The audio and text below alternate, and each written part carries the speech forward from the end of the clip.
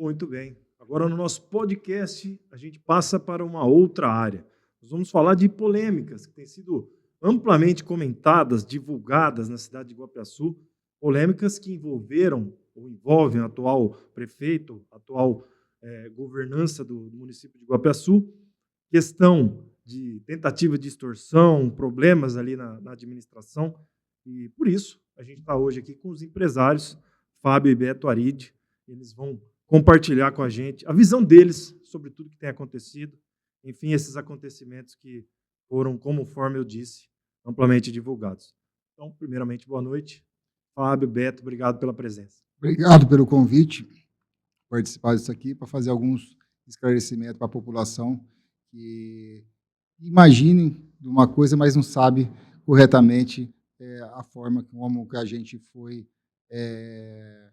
extorquido. Boa noite a vocês, obrigado pelo convite. Isso aí, mais uma vez, desejo boas-vindas a Fábio e Beto Aride. E antes dessa parte, vamos falar um pouquinho, né, sobre a ligação familiar de vocês em Iguapiaçu, né, que é muito interessante, antes de tudo, porque essa ligação é muito forte, né? O avô, né, seu avô foi o Pérez Aride, e o avô da sua avó, que era o Abraão José de Lima, né? Isso. Então, assim, a história é muito longa, antes de tudo. Então, Fábio, vamos direcionar para você. Você pode contar mais sobre como essa história em si, da sua família, influenciou o crescimento e a cultura de Iguapiaçu, especialmente no desenvolvimento do Poço Aride e também em outras iniciativas aí do local em Iguapiaçu em si? Sim. No quesito da fundação da cidade, né, foi fundado pelos bisavós da minha avó, que vieram de Minas, né, e se instalaram na região. De lá fizeram a fundação da cidade, uma história bem longa para a gente contar, teria que ficar bastante tempo aqui. No outro podcast. Mas em termos de posto de gasolina, o primeiro posto de gasolina que teve em Iguapiaçu foi do meu avô, do Pérez Aride. Ele tinha posto em Cedral e posto em Iguapiaçu, que inclusive, nessa época, buscava até combustível em tambores de 200 litros em Araraquara. O pai do Carlos, inclusive, chegou um tempo a trabalhar com meu avô, de trabalhar para buscar os combustíveis lá. E quando chovia, era uma tragédia, essas estradas. Aquela dor de cabeça. E aí a gente veio, né, com essa ideia de restaurar a história do posto em Iguapiaçu, no nome nosso, né? E continuar o legado, né, Sim. de tudo, né? E aí a gente deu continuação disso daí. Que legal. Obrigado pelo esclarecimento. Tem muitas pessoas que têm essa curiosidade em si, né? E agora, Beto, como empresário, né, geradores, né, no caso, gerador de empregos e renda de impostos do município, qual que é o seu maior sonho, o seu sonho mais ousado para o futuro de Iguapiaçu? Boa noite, novamente. Nós somos comerciantes e temos, além do comércio, mexemos na parte rural e nós somos empreendedores também. A gente faz loteamentos. Então, os loteamentos nossos, eles são loteamentos com a estrutura de um loteamento fechado, mas eles são abertos, com todo o sistema de lazer, pista de caminhada, ciclovia. Então, uma série de benefícios que a população que não tem tanta condição de morar no condomínio fechado, que ela possa ter essas condições no condomínio aberto. E o maior sonho meu seria, porque Iguapiaçu, como as cidades em volta de Rio Preto, elas são rotuladas como cidade dormitório.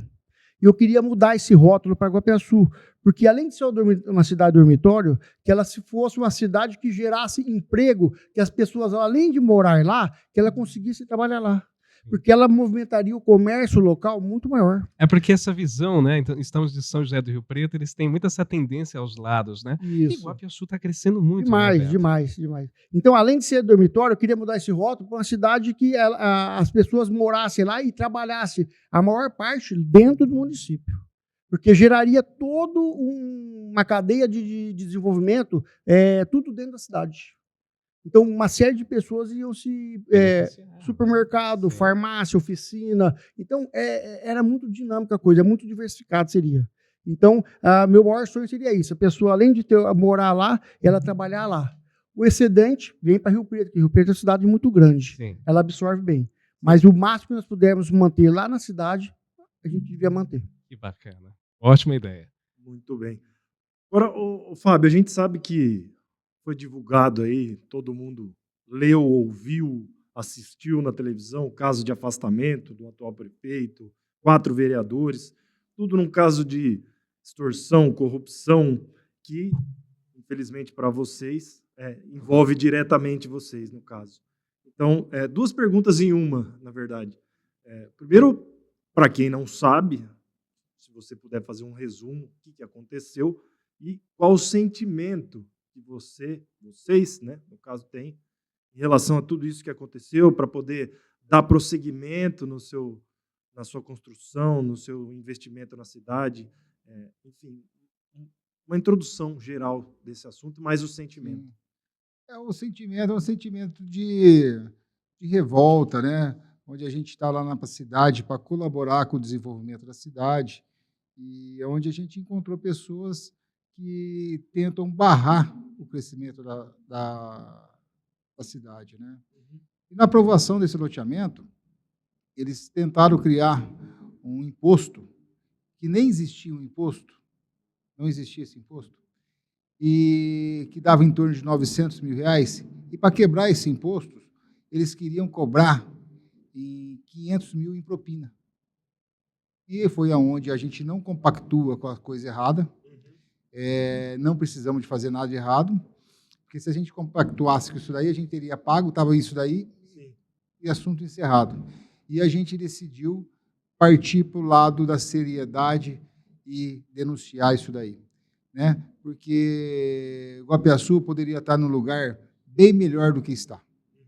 Então, a gente não compactua com essas coisas erradas e torcemos para o desenvolvimento da cidade. Agora, Beto, não sei se vocês já divulgaram, explanaram isso publicamente, mas em algum momento vocês pensaram desistir, deixa isso para lá? Como que foi essa questão? Jamais. Quando nós percebemos o que estava acontecendo com a gente, a intenção do prefeito e dos vereadores em relação a nós tínhamos 2 opções, 2 caminhos. Ou nós pagávamos para ele, e nós acreditamos que o corruptor é tão corrupto quanto o que é corrompido. Então, e a gente não trabalha dessa maneira.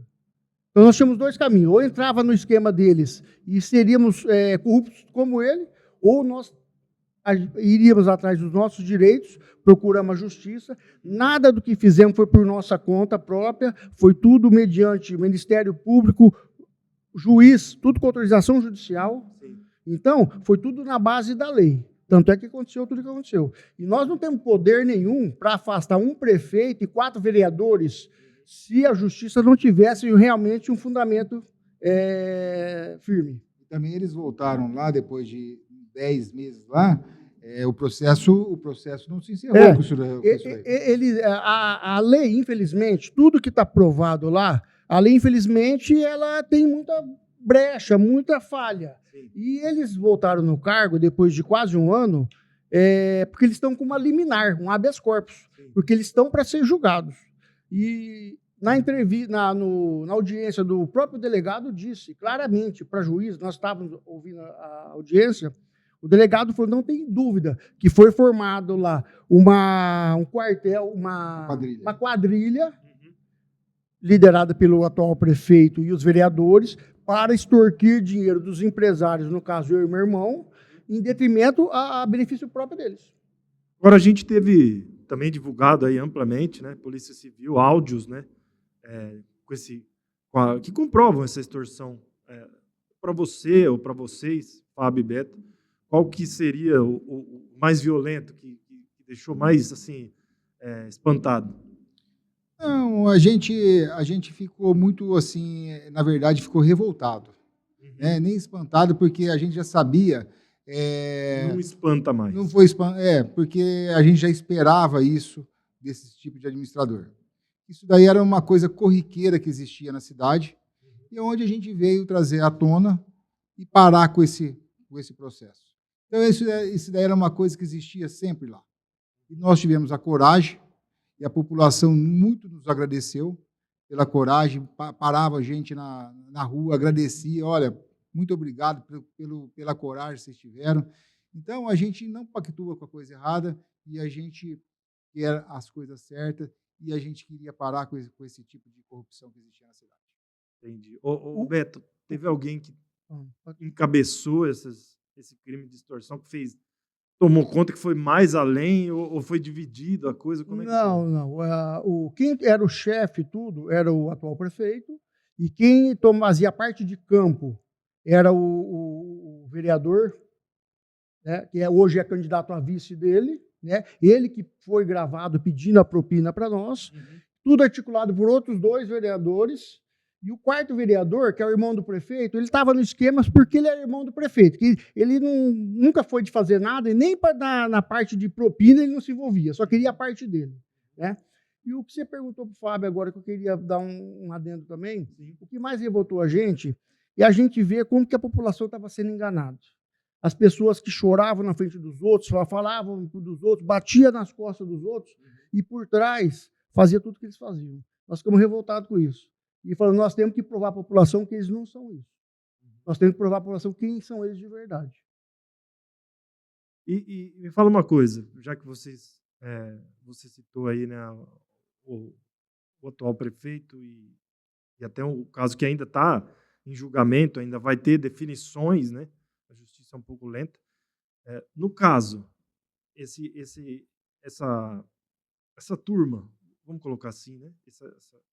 Esse lado político, se o atual prefeito, essas pessoas que fizeram esse crime, cometeram esse crime, aí, se eles continuarem na prefeitura, ou seja, tem eleição, eles continuarem serem eleitos, que cenário que vocês projetam? Como que vocês veem o Guapiaçu daqui para frente?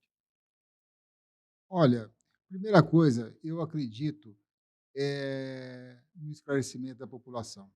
A população jamais quer um tipo de pessoas desse jeito na administração. A população, ela busca saúde, educação, segurança, uma qualidade de vida melhor.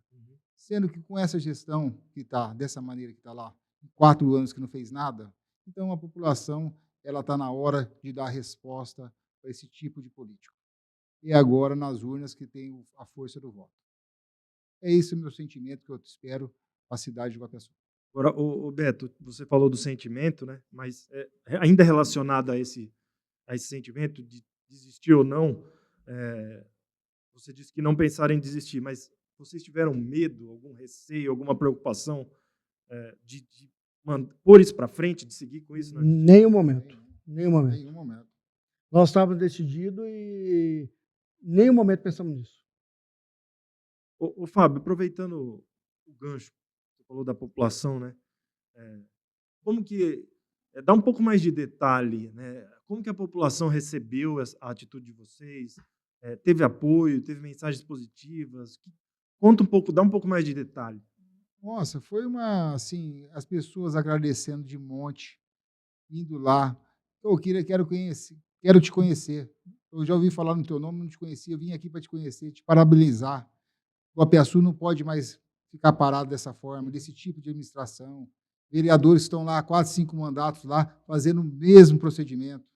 Você entendeu? Então, a receptividade da população pelo ato de coragem que nós tivemos foi formidável. Foi muito bom, demais. Você não acredita na quantidade de gente que ia lá cumprimentar a gente. E até hoje, até hoje. É uma coisa que a população, só nesse momento agora de política, ela tem voz. É a voz da população, É a hora de decidir. É agora na hora de decidir. Né? Então, eu peço que Guapiaçu esteja no lugar que ela precisa estar. Né? Uma cidade próspera, uma cidade de emprego e desenvolvimento. Você vê, a gente em determinados pontos que a gente vai em Rio Preto, se você morar dentro de Rio Preto, demora muito mais do que quem mora em Guapiaçu. Com certeza. Então, a gente precisa de colocar Guapiaçu no seu devido lugar. Né? Um lugar de destaque, com uma administração à altura que ela precisa. Roberto, vou fazer um 3 em 1 aqui com você. Que uma coisa leva a outra, né? Vocês, na visão de vocês continuam acreditando que a maioria de Iguapiaçu, a maioria da população, a maioria dos políticos, dos empresários, enfim, no geral, a maioria de Iguapiaçu é de gente honesta, é de gente que, e aí, por isso que eu falei 3 em 1, essa maioria vai fazer mudanças em Iguapiaçu, você vê a possibilidade real de mudança, e aí a terceira do 3 em 1. Vocês têm planos de investir ainda mais? O que vem por aí? Eu tenho certeza que a população já entendeu o que aconteceu e vai ter essa mudança. Não pode ficar do jeito que está. Nós não podemos mudar o passado. Nós podemos mudar o presente para que o futuro seja melhor. E nós temos planos, sim. As nossas empresas são sediadas em Iguapiaçu. Nós acabamos de lançar agora esse loteamento que deu esse problema todo. Sim. E já estamos fazendo estudo do próximo, para assim que, no momento oportuno, vai ser lançado também. Então, vai ser o número 3 ou vai ter um outro? Vai ser o 3. Já está em estudo, o dinheiro já está sendo estudo, tudo certinho, e pretendemos continuar. Não vamos parar, não. Nós acreditamos. Ainda mais agora com o novo prefeito que vai assumir, vai voltar, a cidade vai voltar a crescer. Já tem a área, assim, já definida? Já está tudo bacana, certo. Já. Bacana. Bom, eu acho assim, foi esclarecedor, mas eu tenho que fazer mais uma pergunta. Algum detalhe, algo a acrescentar, algo que seria importante, que às vezes a gente não comentou aqui? Não, eu acho que foi uma conversa bem esclarecedora para a população, né? E o brasileiro tem uma memória muito curta, e que a gente trazer isso à tona, porque tem gente que não tem o entender da situação e da gravidade de como foi os fatos, né? Porque você veja bem, uma extorsão disso daí, em valores, o que poderia trazer de benefício? Melhorar uma creche, trazer para as crianças, né? Para o nosso município. Então, é um dinheiro que poderia ter sido investido de uma forma gratificante, né? De trazer, deixar o seu filho na creche, ter uma bela de uma alimentação. Agora, a gente fica com esse tipo de políticos lá, que não gera nada disso daí. Então, eu acho que está na hora da mudança. É isso daí. A palavra principal é essa. Até porque, se não houvesse problemas, e aí eu generalizo um pouco, peço licença, se não tivesse problema em lugar nenhum, não precisava de mudança. Né? Exato. A população, com tudo que aconteceu, a população ela conseguiu enxergar o que aconteceu e conseguiu entender, e a força do povo, ninguém pode com ela. E nós estamos à porta de uma eleição e a oportunidade do povo fazer, já que a justiça está demorando para fazer o que tem que ser feito, a resposta que tem que ser dada, o povo tem que dar a primeira resposta nas urnas. Porque não adianta depois ficar reclamando. Não adianta. O momento é agora. O momento é agora. E o povo tem que saber o que vale um voto. E não vale uma cesta básica, nem R$100 que o pessoal ganha para votar, não. São 4 anos de sofrimento. Então a gente tem que pôr isso na cabeça. Ele pode ter um ente querido da família também, que vai precisar da saúde. Aí ele não pode cobrar, ele vendeu o voto dele. Como que ele faz? Vendeu um voto para uma cesta básica. O pessoal está bem consciente lá em Iguapiaçu, e eu acho que, tenho certeza, a mudança vai ser feita. Então é isso aí. Escutaram a entrevista aqui com os queridos Fábio e Beto Aride. Muito obrigado pela entrevista de vocês e até uma próxima. Muito obrigado pelo convite. E seja um bate-papo esclarecedor para a população de Iguapiaçu. Nós é que agradecemos. Muito obrigado.